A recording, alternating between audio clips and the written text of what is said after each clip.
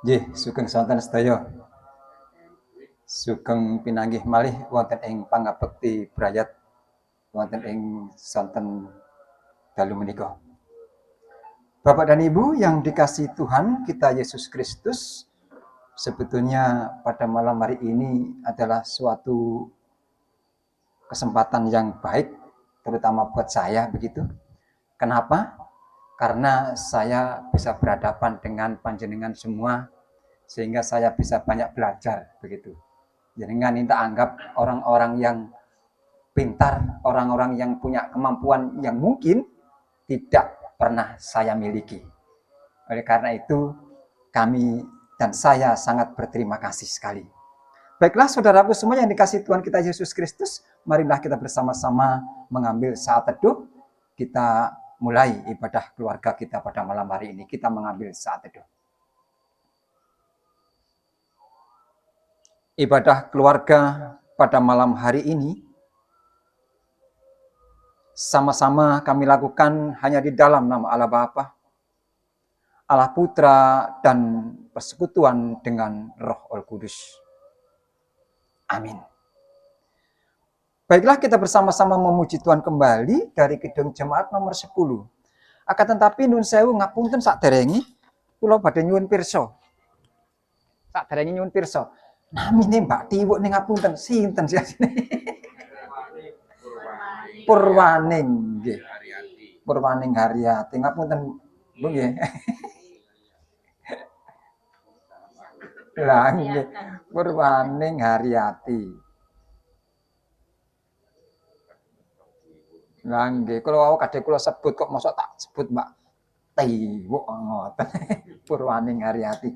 Ya, baiklah kita memuji Tuhan. Kidung Jemaat nomor 10 kita pujikan bait 1 dan 2. Pujilah Tuhan Sang Raja yang Maha Mulia, segenap hati dan jiwaku pujilah Dia. Berkah berilah musikmu bergang, angkatlah puji-pujian. Kita sama-sama berdoa, kita serahkan ibadah kita pada malam hari ini sepenuhnya hanya di tangan Tuhan. Mari kita berdoa. Segala puji dan syukur ya Tuhan, malam hari ini kami bersama-sama berkumpul di rumah Ibu Purwaning Haryati dalam acara ibadah rutin, ibadah keluarga di kelompok Yukanan bagian selatan. Bersama-sama pula kami Tuhan mengucapkan syukur dan terima kasih atas segala berkat-Mu, pertolongan dan tuntunan-Mu yang senantiasa sudah Kau berikan dalam kehidupan kami. Lebih-lebih pada saat ini Tuhan, Kau telah buka pintu hati kami, Kau telah berkati dan tuntun kami sehingga kami mampu dan bisa berkumpul di tempat ini untuk bersepakat memuji dan memuliakan Tuhan. Akan tapi Tuhan, sebelum kami bersama-sama mendengarkan sebagian dari sabda-Mu, kiranya Tuhan terlebih dulu mengampuni segala dosa dan kesalahan kami. Baik dosa dan kesalahan yang kami lakukan terhadap Tuhan langsung, baik yang kami lakukan terhadap orang tua kami, terhadap suami dan istri, terhadap anak-anak kami, terhadap tetangga kami, baik itu langsung maupun tidak langsung, sungguh Tuhan, pada petang hari ini kami mohon Kau ampuni kami. Agar persekutuan yang kami bangun malam hari ini tentu benar-benar boleh berkenan di depan Tuhan. Begitu juga selanjutnya kami akan bersama-sama tentunya mendengarkan sebagian dari sabda-Mu yang tertulis dan tersirat di dalam Alkitab. Kiranya Tuhan memakai kami. Kiranya Tuhan membuka hati dan pikiran kami. Memberikan kami sebentar saja sebuah kesempatan agar kami mampu berpikir, mampu merenungkan dan menghayati firman-Mu dengan baik. Dan agar pula firman itu boleh menjadi terang dan pelita di dalam hidup dan kehidupan kami. Sehingga kami tidak harus jatuh dan jatuh kembali dalam sebuah pencobaan. Begitu juga kami yang berdiri di tempat ini, yang tentu akan dan sedang kau pakai untuk menyampaikan berita kebenaran Tuhan. Pakailah sepenuhnya, agar kami benar-benar mampu mengandalkan Tuhan. Agar apapun yang kami katakan, kami sampaikan tentu boleh tersampaikan seturut dengan rencana Tuhan sendiri. Oleh karena itu Tuhan, sertailah jalannya persekutuan kami dari awal, pertengahan, hingga pada akhirnya. Dan semuanya itu kami serahkan di dalam nama Tuhan kami Yesus sebagai Tuhan dan Juru Selamat kami. Haleluya. Amin. Baiklah saudaraku kasih Tuhan, kita sama-sama membuka Alkitabnya. Kita buka dari Perjanjian Lama. Bacaannya dari Perjanjian Lama, yaitu dari Mazmur 40, Bapak dan Ibu. Dari Mazmur 40. Mazmur 40 ayat 1 sampai dengan ayat 5. Mazmur 40 ayat 1 sampai dengan 5. Saya baca untuk kita semua, demikian bunyinya. Syukur dan doa. Untuk pemimpin biduan, Mazmur Daud. Aku sangat menanti-nantikan Tuhan, lalu ia menjenguk kepadaku dan mendengar teriakanku, minta tolong. Ia mengangkat aku dari lubang kebinasaan, dari lumpur rawa. Ia menempatkan kakiku di atas bukit batu. Ia menetapkan langkahku. Ia memberikan nyanyian baru dalam mulutku untuk memuji Allah kita. Banyak orang akan melihatnya dan menjadi takut, lalu percaya kepada Tuhan.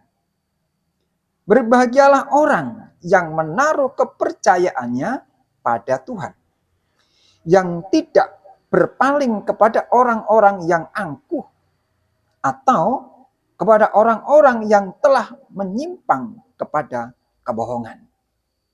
Berbahagialah Bapak dan Ibu yang telah mendengarkan firman Tuhan, bahkan memberlakukannya dalam kehidupan kita hari lepas hari. Ya, kita malam hari ini disuruh bersama-sama untuk mendengarkan sabda Allah. Dan oleh karena itu renungannya kami beri judul seperti di ayat 5, yaitu berbahagialah. Kembali lagi saya ulangi renungannya, kami beri judul berbahagialah. Saudaraku yang dikasihi oleh Tuhan kita Yesus Kristus, berbahagialah. Siapa di antara kita ini yang tidak ingin bahagia? Cato ingin bahagia? Semua orang saya rasa ingin bahagia dalam hidupnya. Iya atau tidak kira-kira? Iya toh? Semua orang tentu hidupnya ingin bahagia. Akan tapi kadang-kadang kita ini salah mengartikan arti dari sebuah kebahagiaan. Ada orang yang berkata bahwa saya akan bahagia kalau saya punya rumah mewah. Orang juga banyak yang berkata bahwa saya akan bahagia kalau saya punya uang banyak. Kan begitu. Saya juga akan bahagia kalau saya punya sawah yang banyak. Macam-macam. Akan tapi Bapak dan Ibu, Alkitab berkata beda. Alkitab berkata beda. Di dalam Alkitab tidak ada mengatakan bahwa berbahagialah engkau manusia yang mempunyai uang banyak. Tidak. Di dalam Alkitab juga tidak mengatakan berbahagialah engkau manusia, engkau yang mempunyai jabatan tinggi, juga tidak. Alkitab juga tidak mengatakan berbahagialah engkau manusia yang mempunyai tanah luas berhektar-hektar, juga tidak. Alkitab juga tidak mengatakan berbahagialah engkau manusia yang mempunyai rumah mewah, juga tidak. Alkitab hanya menghendaki berbahagialah engkau manusia yang mendengarkan firman Tuhan dan memberlakukannya. Hanya itu yang dikatakan. Dari kitab Kejadian sampai Wahyu, kita tidak akan pernah menemukan bahwa perintah Tuhan itu mengatakan manusia harus bahagia karena uang. Tidak ada Bapak dan Ibu. Hanya Allah mengatakan berbahagialah engkau yang telah mendengarkan firman-Ku dan memberlakukan dalam kehidupan kita hari lepas hari. Saudara yang dikasihi Tuhan kita Yesus Kristus, bacaan kita pada saat ini menceritakan pengalaman pribadi seorang Daud. Bapak dan Ibu, Daud itu bukan kok terus ujuk-ujuk menjadi seorang raja begitu ya. Daud enggak begitu. Daud bukan kok terus ujuk-ujuk hidupnya enak menjadi seorang penguasa di Israel, bukan begitu. Hidup Daud juga berliku-liku, pernah dibenci, difitnah, bahkan mau dibunuh, dikejar-kejar. Ya, dianggap tidak menjadi apa-apa oleh saudaranya, tidak pernah diperhitungkan. Itu Daud. Oleh karena itu di dalam doanya Daud mengatakan, aku sangat menanti-nanti Tuhan. Sangat menanti-nanti Tuhan, Bapak dan Ibu. Berarti Daud waktu itu tidak dalam keadaan baik-baik saja hidupnya. Hidup Daud tidak sedang dalam keadaan bahagia. Hidup Daud sedang menderita. Hidup Daud sedang dalam keadaan sungguh susah dan menderita luar biasa. Kalau kita bandingkan, kalau kita bayangkan, hidup Daud ada di dalam lubang kebinasaan. Nggak main-main Bapak dan Ibu. Hidup Daud sebelum menjadi Daud, menjadi seorang penguasa, hidupnya ada di dalam lubang kebinasaan. Kita bisa bayangkan, hidup sudah di pinggir lubang kebinasaan. Tinggal sentuh sedikit, Daud jatuh ke dalam sebuah kebinasaan. Hidup Daud ada di dalam lumpur rawa yang begitu dalam. Kita bisa bayangkan Bapak dan Ibu, bukan lumpur-lumpur yang di sawah ya. Kalau lumpur-lumpur yang di sawah mungkin dalamnya hanya segini. Ya, Lek Bambang ya? Iya, hanya segini.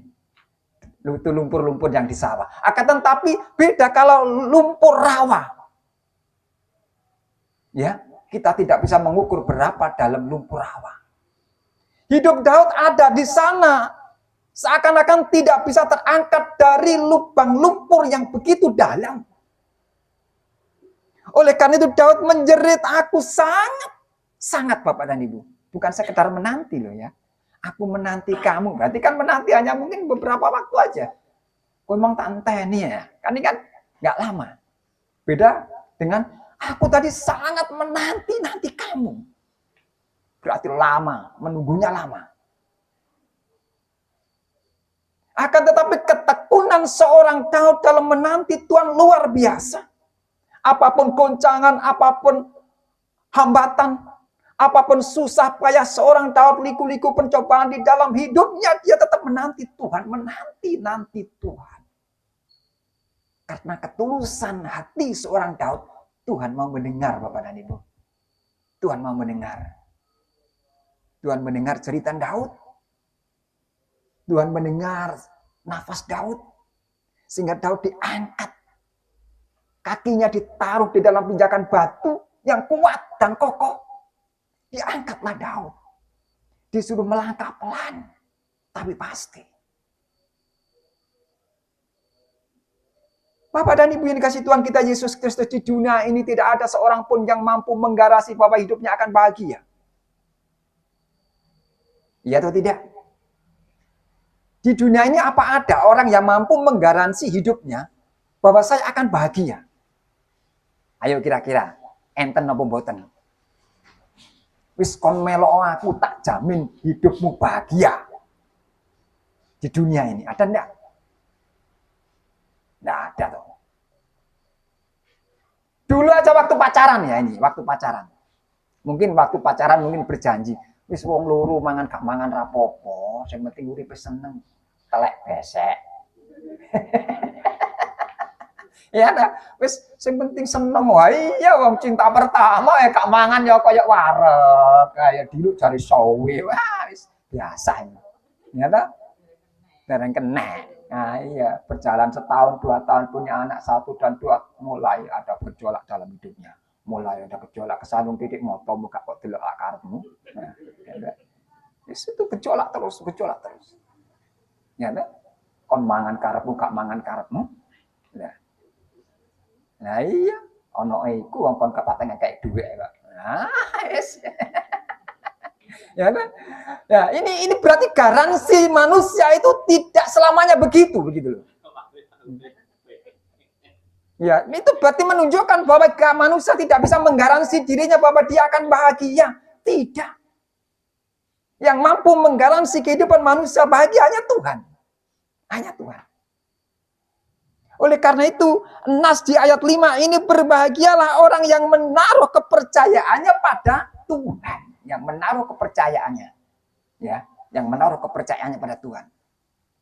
Loh, kalau begini ada pertanyaan. Nek, kalau gitulah saya nggak percaya pada istriku. Wong pada Tuhan, berarti kan ini nggak boleh percaya pada manusia. Bukan begitu. Kalau kita percaya bahwa istri ini pemberian Tuhan, jodoh pemberian Tuhan, kita yakin bahwa dia melakukan yang terbaik. Kan begitu. Ini logika biasa saja. Oleh karena itu, jangan kita sekali-kali mengharap atau menaruh kepercayaan kita bukan kepada Tuhan. Harus kepada Tuhan. Itulah tuntunan dalam hidup orang yang beriman. Saudara dikasih Tuhan kita Yesus Kristus, di dunia ini ada beberapa yang perlu kita yakini dan kita imani sebagai seorang percaya. Di dunia ini semua orang mempunyai tuntunan dalam hidupnya, bukan tontonan ya, tuntunan. Kalau agama Kristen yang kita pakai tuntunannya adalah Tuhan, firman Tuhan, sesuai dengan iman kita, yaitu Alkitab. Ini sebagai tuntunan hidup kita, bukan tontonan. Kalau agama yang lain juga mempunyai tuntunan sendiri. Akan tapi kita tetap yakin dan percaya Alkitab ini adalah tuntunan hidup kita. Yesus Kristus adalah tuntunan hidup kita. Karena dia akan senantiasa menuntun setiap langkah kaki manusia agar tidak tersantung. Yesus Kristus mampu mengarahkan setiap kehidupan umatnya menjadi bahagia. Yang penting menaruh kepercayaan hanya pada Tuhan, bukan kepada yang lain. Ya, oleh karena itu kita harus banyak belajar. Terus belajar, terus belajar. Oleh karena itu saya katakan di awal tadi bahwa saya di sini terima kasih karena banyak belajar. Di sini banyak ahli-ahlinya. Lek Bambang mungkin ahli pertanian, saya juga harus belajar bagaimana berbicara dengan orang-orang petani. Pak Takat ahli dalam bidang organisasi, ya saya juga harus belajar dari dia bagaimana menghadapi berorganisasi dengan baik.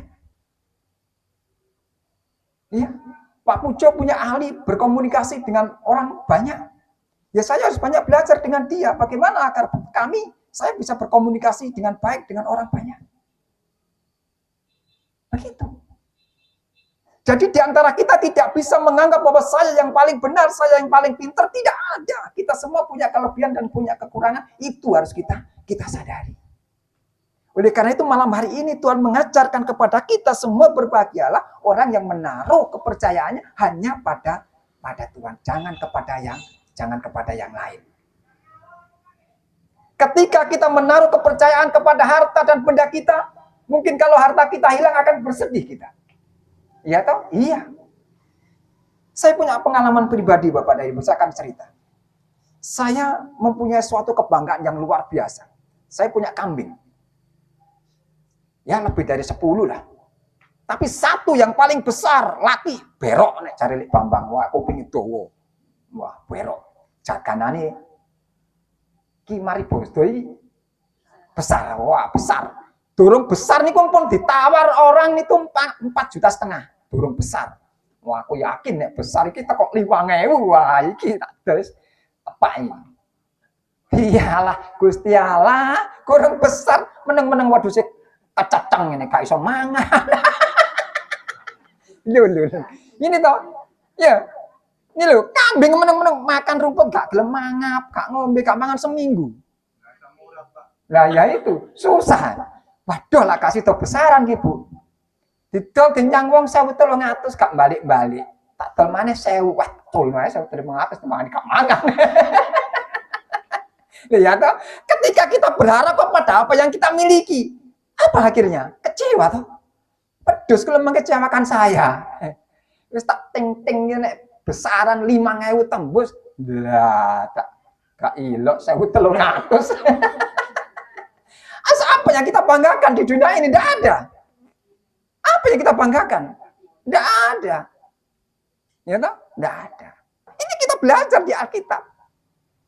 Agar kita bisa memendam rasa kekecewaan itu menjadi sebuah kebahagiaan, begitu loh. Kita kecewa. Oleh karena itu malam hari ini jangan kita sekali-kali percaya kepada yang lain kecuali kepada Tuhan. Ada amin? Tuhan Yesus memberkati.